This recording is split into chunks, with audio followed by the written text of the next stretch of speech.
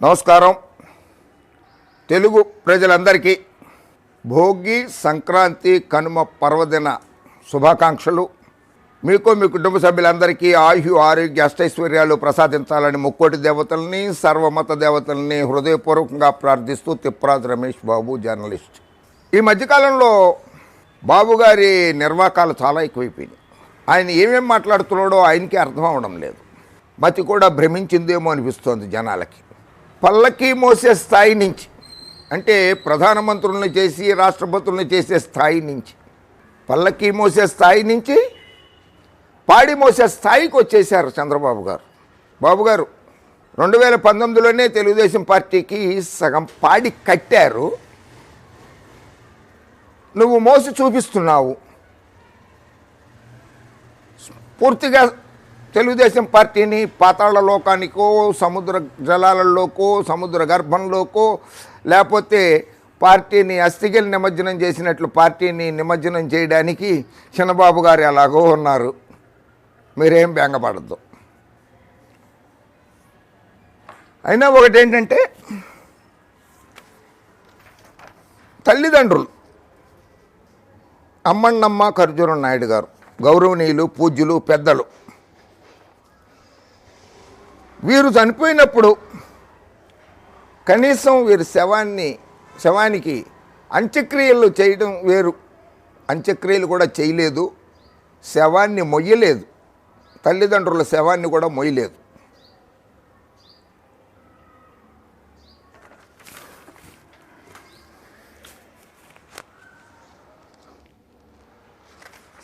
కూతురునిచ్చిన మామగారు విశ్వవిఖ్యాత నట సార్వభౌమ నటరత్న డాక్టర్ పద్మశ్రీ నందమూరి తారక రామారావు గారు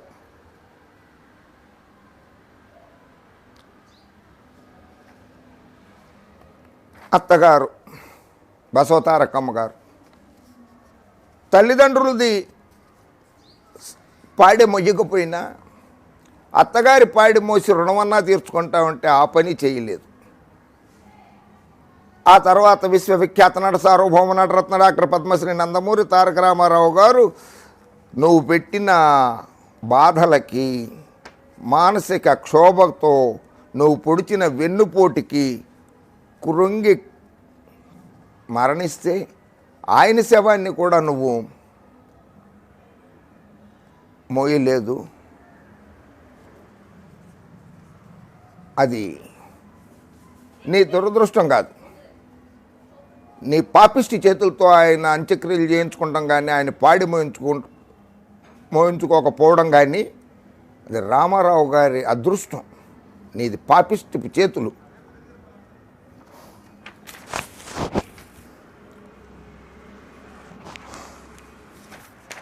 ఇది ఆ మొహంలో కళ చూడు. ఆ నందమూరి తారక రామారావు గారు ఎంత బాగుంటారో చూడు. సరే, హత్యల్ని నేను ప్రోత్సహించను, హత్యలకి నేను చాలా వ్యతిరేకిస్తుని. హత్యలకు నువ్వు కూడా వ్యతిరేకమే కాదని ఎవరు అనరు బాబు. కోడెల శివప్రసాద్ గారు చనిపోయినప్పుడు ఆయన అంత్యక్రియలకు వెళ్ళావు కదా, ఆయన పాడి మోసావా? మొయ్యలేదు కదా. ఇదిగో ఆవిడ అలా కన్నీరు మున్నీరు ఏడుస్తూ ఉంటే ఒక్కసారి అన్నా ఓదార్చావా బాబు? నువ్వు ఓదార్చలేదు. చూడు, నీకంటే వయసులో పెద్దవాళ్ళు ఎంతోమంది వచ్చారు, ఎంతోమంది ఓదార్చారు. నీది ఒక రాతి గుండె బాబు, నీది రాతి గుండె.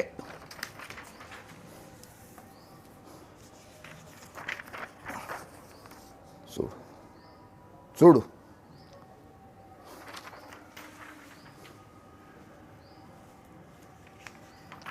చూడు, నీ దొంగ చూపు చూడు ఎట్లా చూస్తున్నావో. మాహో గారి మొహం వంక, పద్మశ్రీ ఎన్టీ రామారావు గారి మొహం వంక, శవం వంక. నీ దొంగ చూపులే, ఎప్పుడు దొంగ చూపులే నీవి. గోదావరి నది పుష్కరాలలో నువ్వు నీ కుటుంబము సినిమా షూటింగ్ చేసుకుంటా ఉంటే 27 మంది చనిపోయారు. చూడు, 27 మంది చనిపోయారు కదా. ఒక్కళ్ళ శవాన్నైనా మోసావా? సానుభూతి చూపించావా? అది వాళ్ళ దురదృష్టం అన్నావు ఇంకా మీద నుంచి.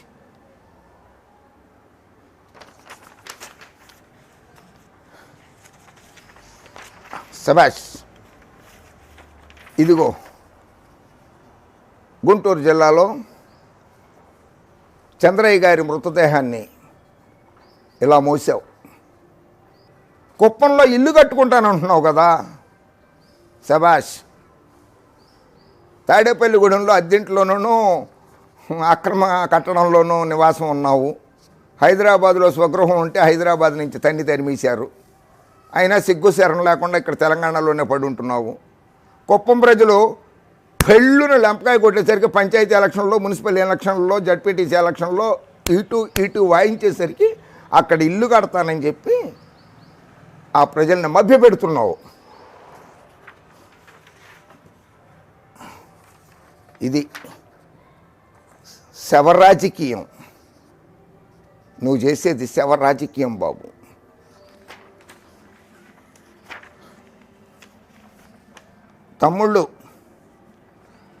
తమ్ముళ్ళు ఒక్కసారి బాగా ఆలోచించండి. తెలుగుదేశం పార్టీ కార్యకర్తలారా ఆలోచించండి. మిమ్మల్ని పావులుగా చేస్తున్నాడు ఈయన. మీ శవాలతోటి రాజకీయం చేయబోతున్నాడు. పచ్చగొట్టాలను అడ్డం పెట్టుకుని, పచ్చ వ్యవస్థలను అడ్డం పెట్టుకుని, పచ్చ మీడియాను అడ్డం పెట్టుకుని, వ్యవస్థలను అడ్డం పెట్టుకుని రాజకీయం చేద్దాం అనుకున్నాడు. చేయలేకపోయాడు. నిశ్చేష్టుడైపోయాడు. నిస్సత్తువుగా మిగిలిపోయాడు. ప్రస్తుతం కార్యకర్తలనే పణంగా పెట్టి శవ రాజకీయం చేసి రాజకీయ లబ్ధి పొంది మళ్ళీ ముఖ్యమంత్రి అవుదాం అనుకుంటున్నాడు. కానివ్వద్దు. మీరు మీ భవిష్యత్తు గురించి ఆలోచించుకోండి పచ్చ తమ్ముళ్ళు. ఉజ్వల భవిష్యత్తు ఉంది మీకు. మిమ్మల్ని రెచ్చగొట్టి హింసా కార్యక్రమాల్లో పాల్గొనేలాగా, మత విద్వేషాలు రెచ్చగొట్టేలాగా, ప్రాంతీయ విద్వేషాలు రెచ్చగొట్టేలాగా, కులాల మధ్య చిచ్చు పెట్టేలాగా మిమ్మల్ని రెచ్చగొడుతున్నాడు ఈ మోసకారి. చంద్రబాబు కబంధ హస్తాల్లో చిక్కుకోవద్దున్న కార్యకర్తలారా.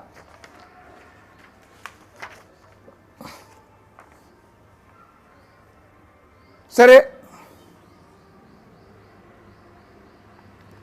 పల్లకి మోసే స్థాయి నుంచి పాడి మోసే స్థాయికి తీసుకొచ్చిన జగన్, వైఎస్ రాజశేఖర రెడ్డి గారి కుమారుడు వైఎస్ జగన్మోహన్ రెడ్డి మొనగాళ్లకు మొనగాడు. నువ్వు మోసగాళ్ళకి మోసగాడివి బాబు. నువ్వు మోసగాళ్ళకి మోసగాడివి. జగన్మోహన్ రెడ్డి మొనగాళ్ళకి మొనగాడు. జగన్మోహన్ రెడ్డి ముఖ్యమంత్రి గారు ముఖ్యమంత్రి అవడానికి ముందు కాంగ్రెస్ అధ్యక్షురాలు సోనియా గాంధీ, కాంగ్రెస్ వర్కింగ్ ప్రెసిడెంట్ రాహుల్ గాంధీ నీతోటి, చంద్రబాబు నాయుడు నీతోటి, కిరణ్ కుమార్ రెడ్డి గారితో, రోసయ్య గారితో, పవన్ కళ్యాణ్ తోటి, సిపిఐ నారాయణ గారితో, సోము వీర్రాజు గారితో, సిబిఐ అధికారులతోటి, చంద్రజ్యోతితోటి, ఆనాడు దినపత్రికతోటి, 9 టీవీతోటి, 5 టీవీతోటి కుట్రలు, కుతంత్రాలు, న్యాయ దేవతతో కూడా పోరాడాడు వైఎస్ జగన్మోహన్ రెడ్డి. అయినా ప్రత్యర్థులు ఎంతమంది మారిపోయినా సరే హీరో జగన్మోహన్ రెడ్డి ఒక్కడే. ఇంకో 30 ఏళ్ల వరకు కూడా ఆ హీరో, ఆ జగన్మోహన్ రెడ్డి దేశ ప్రజలకి, రాష్ట్ర ప్రజలకి సేవ చేస్తూనే ఉంటాడు. నీలాగా మాయమాటలు, కళ్ళబొల్లి కబుర్లు చెప్పడు వైఎస్ జగన్మోహన్ రెడ్డి. 70 మంది సిబిఐ అధికారులు ఇంటి మీద పడి బీభత్సం సృష్టిస్తుంటే, కుటుంబ సభ్యులందరూ బెదిరిపోతుంటే, తల్లి, భార్య, పిల్లలు అందరూ భయపడుతుంటే కూడా ఏ రోజు ఒక్కరోజు కూడా ఇది రాజకీయ కక్ష అని గుండెలు బాదుకోలేదు. గుండెని రాయిలాగా చేసుకున్నాడు, నిబ్బరంగా ఉంచుకోగలిగాడు వైఎస్ జగన్మోహన్ రెడ్డి. ఎవరు ఎన్ని ఇబ్బందులు పెట్టినా సరే, ఎదుర్కొన్నాడు, పోరాడాడు. నీలాగా ఏడవలేదు. ఎక్కడ ఏడుపే లేదు. జగన్మోహన్ రెడ్డి ఏడిచాడు. జగన్మోహన్ రెడ్డి డెఫినెట్లీ ఏడిచాడు. నేను అవునంట 100కి 100 పాళ్ళు కూడా జగన్మోహన్ రెడ్డి గారు ఏడిచాడు. ఎక్కడ ఏడిచాడో తెలుసా? రాజశేఖర్ రెడ్డి గారు చనిపోయినప్పుడు ఆ రాజశేఖర్ రెడ్డి గారి మరణాన్ని తట్టుకోలేక కొంతమంది గుండెకి మరణిస్తే, కొంతమంది ఆత్మ బలిదానాలు చేసుకుంటే అటువంటి వాళ్ళని ఓదార్చడానికి, పరామర్శించడానికి ఇళ్ళకి వెళ్ళాడే. ఆ రోజు నాడు ఆ ఇళ్లల్లో బాధితుల కుటుంబాల ఇళ్లల్లో ఏడిచాడు జగన్మోహన్ రెడ్డి. నీ నీచ నికృష్ట దౌర్భాగ్య లుచ్చే లఫంగే పరిపాలన, అవినీతి పరిపాలన చూసి 3640 కిలోమీటర్లు పాదయాత్ర చేస్తూ ప్రజలు పడుతున్న కష్టాలను చూసి ఏడిచాడు జగన్మోహన్ రెడ్డి. నన్ను అణగదొక్కే కుట్రని ఒక్కరోజు కూడా జగన్మోహన్ రెడ్డి అనలేదే. నువ్వు అన్నావు చూడు, నన్ను చంపేయండి అని పబ్లిక్గా అడుగుతున్నావే, నిన్నెవరు చంపుతారు? అబ్బాబ్బాబ్బా, పాపి చిరాయువు.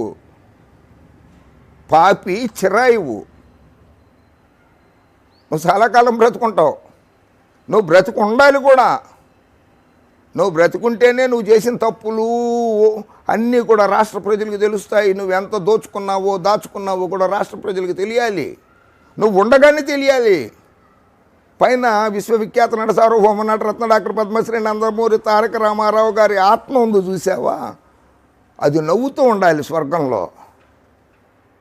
నీ మానసిక క్షోభను చూసి ఆ ఆత్మ నవ్వుతూ ఉండాలి.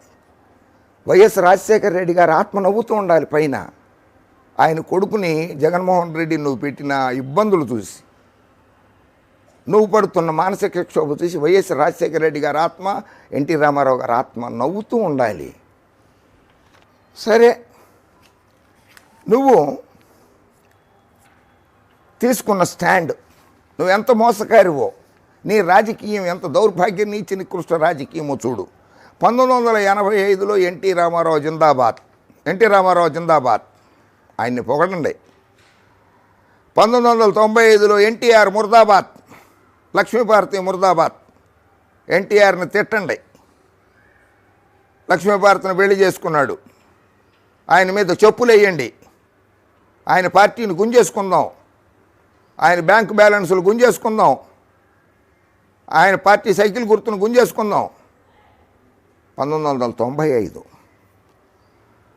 1999 వాజ్పేయి గారు ఉండగా జై బీజేపీ, కమలం పార్టీ జిందాబాద్, భారతీయ జనతా పార్టీ జిందాబాద్ అని చెప్పి పొగిడించావు.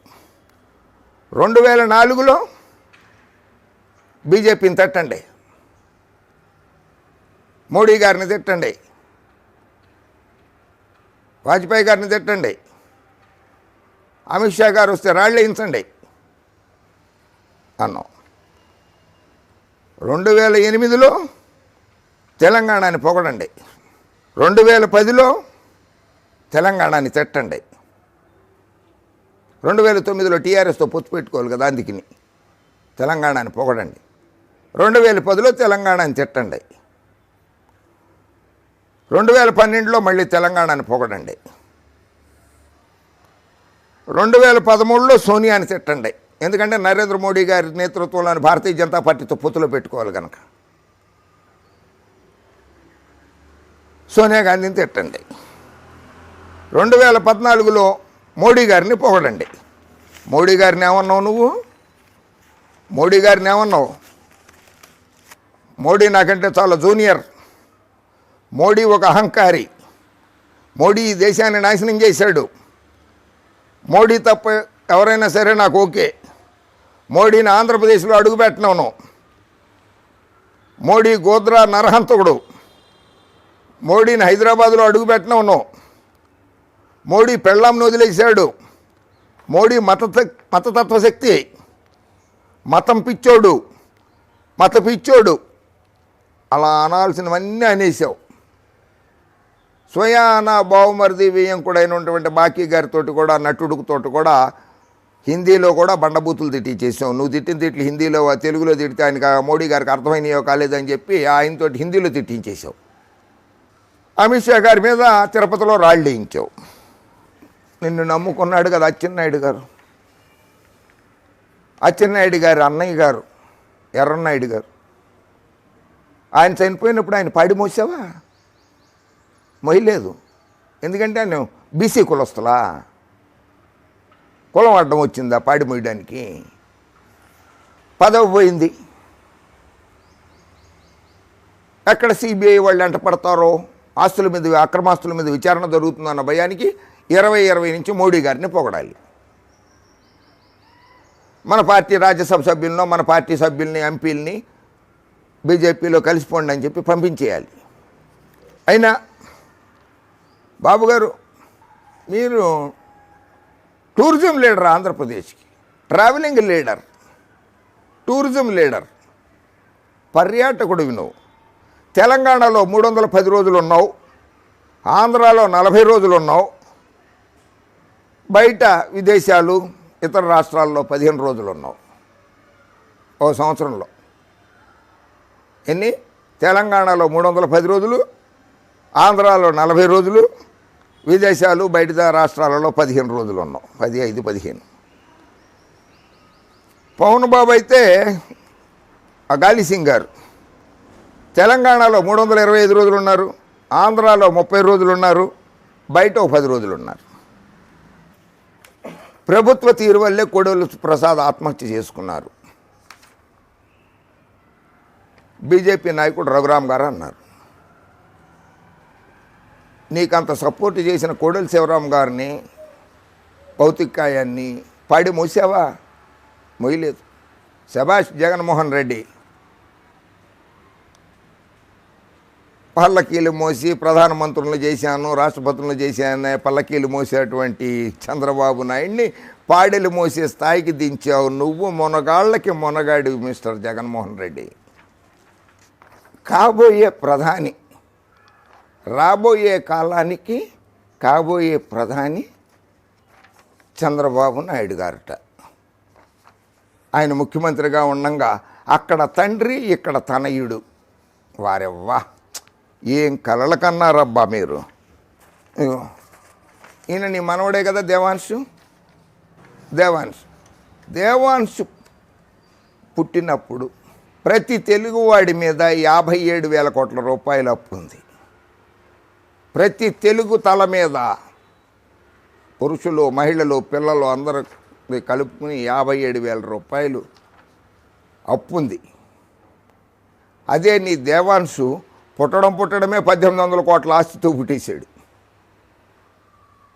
అతని పేరు మీద. అది అభివృద్ధి అంటే కదా. అభివృద్ధి అంటే ఇదా? నీ రాష్ట్ర ప్రజల తలసరి అప్పు 57,000 రూపాయలుంటే మనవడ ఆస్తి 1800 కోట్లు. ప్రధానమంత్రి, పిఎం.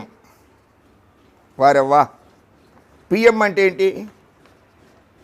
ప్రైమ్ మినిస్టర్ ఇంగ్లీష్లో, తెలుగులో ప్రధానమంత్రి, హిందీలో కూడా ప్రధానమంత్రి. పిఎం. ఎస్ బాబు గారు, మీరు నిజంగా పిఎంఏ. మీరు నిజంగా పిఎంఏ. ఆ 2 అక్షరాలు పెట్టి మిమ్మల్ని పిలవడానికి మీరు సర్వత్రా అర్హులే. పిఎం అంటే ప్రజల్ని మోసగించేవాడు,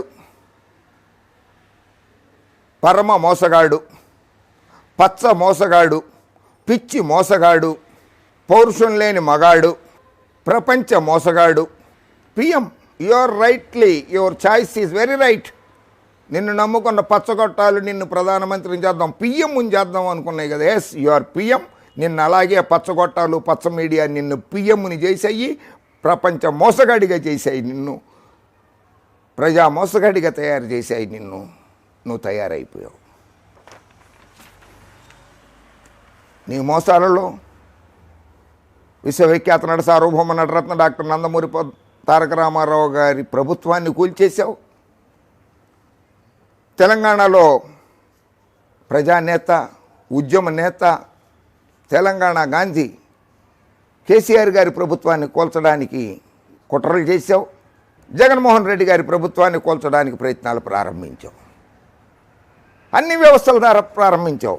ఒక వ్యవస్థ ఏంటి, అన్ని వ్యవస్థల ద్వారా ప్రారంభించావు. కుల మతాల మధ్య చిచ్చు పెట్టడంతో సహా, మత విద్వేషాలు రెచ్చగొట్టడంతో సహా జగన్మోహన్ రెడ్డి గారి ప్రభుత్వాన్ని కూల్చడానికి ప్రయత్నాలు చేస్తున్నావు. నువ్వు పచ్చి మోసగారివి. పిఎం పచ్చి మోసకారివి. PM hitech city. ఇది హైటెక్ సిటీ హైదరాబాద్లో ఉంటుంది. ఆయనే కట్టించేశాడు. హైదరాబాద్ని ఆయనే డెవలప్ చేసేసాడు. ఉమ్మడి ఆంధ్రప్రదేశ్ని అభివృద్ధి చేసేసాడు హైదరాబాద్ని అని ఈ రకమైనటువంటి నీకున్న పచ్చ మీడియా, పచ్చగొట్టాలు ప్రచారాలు చేసినాయి. వాస్తవం ఇది వాస్తవం. నువ్వు ప్రజల్ని ఎలా మోసం చేసావో, ప్రజల్ని ఎలా నమ్మక ద్రోహం చేసావో, ప్రజల్ని ఎలా నమ్మించావో. ఈయన నేదురుమిల్లి జనార్దన్ రెడ్డి గారు ముఖ్యమంత్రి, అప్పటి ప్రధానమంత్రి రాజీవ్ గాంధీ గారు ఆదేశాలు ఇస్తే మాదాపూర్ సైడ్, హైదరాబాద్ మాదాపూర్లో 10 ఎకరాలు కేటాయించి హైటెక్ సిటీ అని నామకరణం చేసి 9.5 కోట్ల రూపాయలు మంజూరు చేసి హైటెక్ సిటీని ప్రారంభించారు. ఇదిగో ఇక్కడ సాక్ష్యాధారాలు. నేదురుమిల్లి జనార్దన్ రెడ్డి గారు చేశారు. అది నీ పచ్చగొట్టాలు, పచ్చపత్రికలు, నువ్వు బాకాలు ఊదారు, మేమే కట్టాం, మేమే చేశామని. తప్పు. ప్రజలారా, చంద్రబాబుకి కొమ్ము కాస్తున్న పచ్చగొట్టాలు, పచ్చపత్రికల్ని నమ్మకండి. ఇది నిజం. అసలు నువ్వు ముఖ్యమంత్రి కాకముందే భారతదేశంలో ఐటీ ఎగుమతుల్లో నేదురుమిల్లి జనార్దన్ రెడ్డి గారు ఉన్నప్పుడే ఆంధ్రప్రదేశ్ రాష్ట్రం 3వ స్థానంలో ఉంది. నువ్వు దిగిపోయే నాటికి 5వ స్థానానికి పడిపోయింది బాబు. నువ్వు ఉండగా 5వ స్థానానికి పడిపోయింది. నువ్వు లేనప్పుడు 3వ స్థానంలో ఉన్న హైదరాబాదు ఐటీ ఎక్స్పోర్ట్స్ నువ్వు అధికారంలోకి వచ్చిన తర్వాత 5వ స్థానానికి పడిపోయింది. వాస్తవం ఇది. అంతర్జాతీయంగా తెలుగుదేశం పార్టీని తీసుకెళ్ళిన నందమూరి తారక రామారావు గారి ఖ్యాతిని, ఆయన స్థాపించిన పార్టీ సింబల్ని, చిహ్నాన్ని, ఎక్కడెక్కడో ఎగిరిన జెండా ఢిల్లీ, హర్యానా, పంజాబ్, గుజరాత్, మహారాష్ట్ర, మధ్యప్రదేశ్, రాజస్థాన్, హర్యానా, బీహార్, వెస్ట్ బెంగాల్, ఒరిస్సా, తమిళనాడు, అన్ని రాష్ట్రాలలో కూడా తెలుగుదేశం పార్టీ జెండా రెపరెపలాడించారు నందమూరి తారక రామారావు గారు. ఈ రాష్ట్రాలన్నీ నేను తిరిగాను ఆయనతో, ఎన్టీ రామారావు గారితో. 16 రాష్ట్రాలు నేను తిరిగాను ఎన్టీ రామారావు గారితో, ఇంక్లూడింగ్ నాగాల్యాండ్, త్రిపుర, అస్సాం కూడా. ఎన్నికల ప్రచారానికి వెళ్ళి పచ్చ జెండాని రెపరెపలాడిస్తే నీ హయాంలో బీడీ కట్టల మీదకి తీసుకొచ్చేసావు ఆ పార్టీ సింబల్ని. నీ పలుకుబడి ఏ స్థాయికి దిగదారిందో, బీడీ కట్టల స్థాయికి దిగదారిపోయింది. చూసుకో, బీడీ కట్ట మీద ఉంది చూసుకో. ఇక్కడ సైకిల్ గుర్తు, తెలుగుదేశం పార్టీ గుర్తు. ఇదే ప్రపంచవ్యాప్తంగా తెలుగుదేశం జెండా రెపరెపలాడితే ఈ స్థాయికి. ఎస్, దానికి నువ్వు ఈ స్థాయికి దిగిపోవడానికి, ఈ స్థాయికి పడిపోవడానికి నువ్వు చేసుకున్న కర్మ. అలాగే నీకు పిచ్చెక్కడానికి, నీకు మతిమరుపు రావడానికి కారణం మొనగాళ్ళకు మొనగాడు వైఎస్ జగన్మోహన్ రెడ్డి. మంచివాడు, డాక్టర్ గారు ఆయన, నీ తోడల్లుడు, నీకంటే పెద్దవాడు. ఆయన్ని ఎలా మోసం చేసావో ఆయనకి తెలుసు, నీకు తెలుసు, రాష్ట్ర ప్రజలకి తెలుసు. మళ్ళీ ఆయన దగ్గరికి వెళ్ళి నాకు సహాయం చెయ్యి అని అడుక్కుంటున్నావు.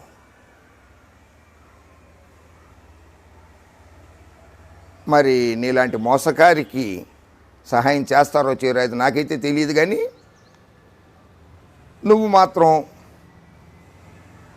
నీ కుతంత్రాలతోటి, నీ మోసాలతోటి మరొకసారి ఆ మంచి వ్యక్తి, మంచి మనసున్న వ్యక్తి డాక్టర్ వెంకటేశ్వరరావు గారిని మాత్రం మభ్యపెట్టబోక, మోసం చేయబోక బాబు గారు. తమ్ముడు రామ్మూర్తి నాయుడిని గొలుసులతో బంధించేసావు, ఇంట్లో నుంచి గెంటేసావు. లక్ష్మీపార్వతిని ఇంట్లో నుంచి గెంటేసావు, పార్టీల్లో నుంచి గెంటేసావు. హరికృష్ణ గారిని నీ ఇష్టం వచ్చినట్లు వాడేసుకున్నావు. డాక్టర్ దగ్గుపాటి గారిని మోసగించేసావు.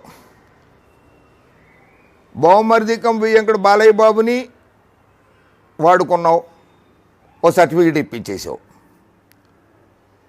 కోడెల శివప్రసాద్ని మోసం చేశావు.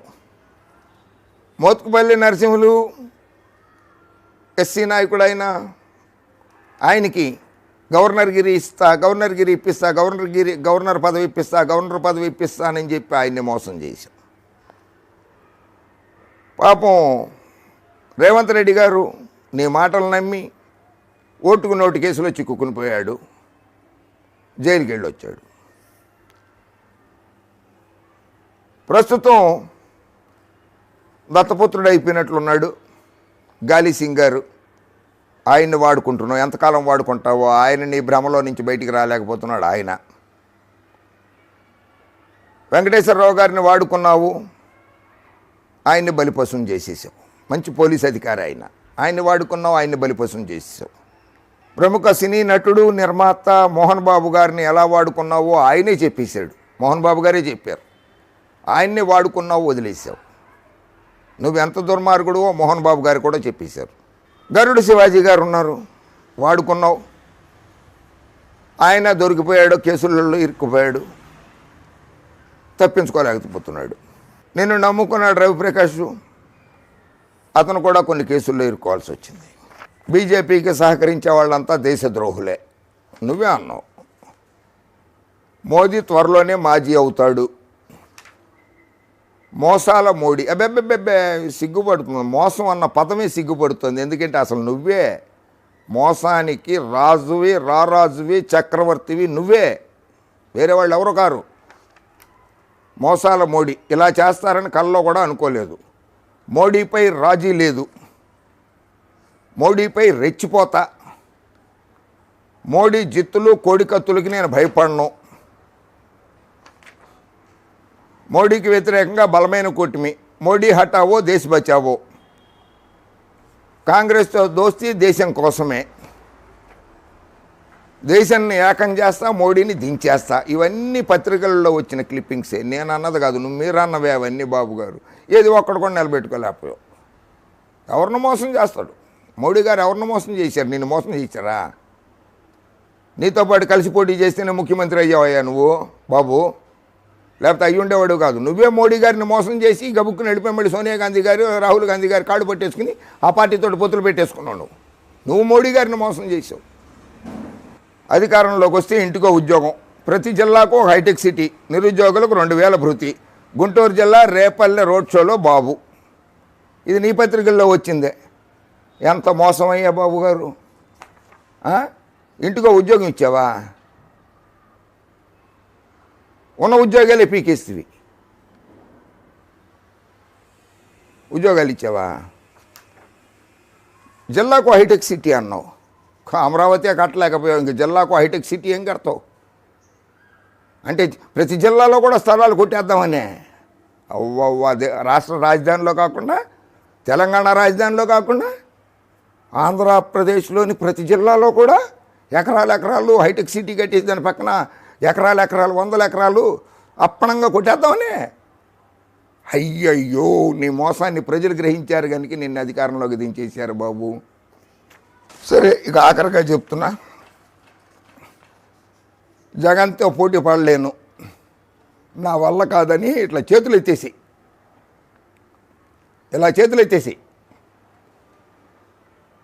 వేసుకుని హరిద్వారు, రిషికేశు, కేదార్నాథ్, బద్రీనాథ్లు ఉన్నాయి కదా, అక్కడెక్కడన్నా మంచి స్థలం చూసుకో. ల్యాంకో హిల్స్, రాజగోపాల్ గారి దగ్గర బోర్డు స్థలం ఉంది, ఎకరాలు ఉన్నాయి అక్కడ. ఆయన దగ్గర కూడా లీజుకు తీసుకోవచ్చు, లేకపోతే కొనుక్కోవచ్చు.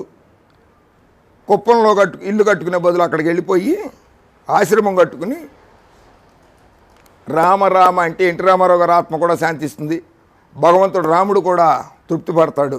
రామ రామ హరే రామ రామ రామ అనుకుంటూ భజన చేసుకో. తెలుగు ప్రజల్ని మాత్రం హింసించబోక, మోసకారి మాటలతోటి మాయ మాటలతోటి మతి భ్రమించిన మాటలతోటి మభ్యపెట్టబోక. దయచేసి ప్రజాసేవ చేయాలనుకుంటే అక్కడికి వెళ్ళిపో.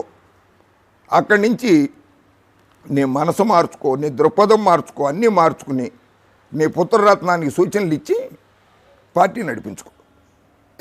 ఆ విధంగా ప్రజాసేవ చేయి. ఓకే, మళ్ళీ కలుస్తా. జై హింద్. మీకు మీ కుటుంబ సభ్యులకి, బాబుగారు మీకు మీ కుటుంబ సభ్యులకి సంక్రాంతి శుభాకాంక్షలు. మీరంటే నాకు చాలా గౌరవం, మీరంటే చాలా అభిమానం కూడా. నా మీద కోపం తెచ్చుకో.